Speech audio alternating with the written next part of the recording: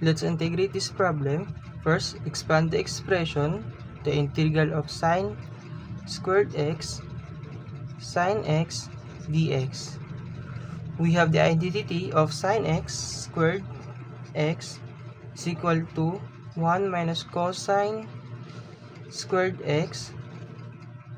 Substitute the integral of 1 minus cosine squared x sine x dx. We evaluate this using u substitution. Let u cosine x and get the derivative of cosine x is du is equals to negative sine x dx. Divide both sides, negative sine x,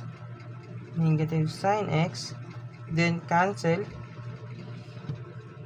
the integral of 1 minus u squared sine x negative du over sine x. Cancel,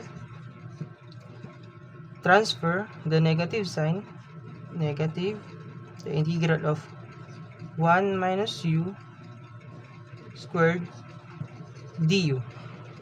Evaluate this or integrate this using antiderivatives.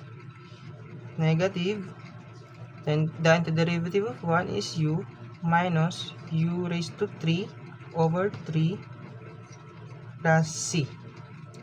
Multiply the negative sign on both, we get negative u plus u raised to 3 over 3 plus c. Now substitute u cosine x, we get the final answer of negative cosine x plus cosine cube x over 3 plus c. Tada! Basic, di ba?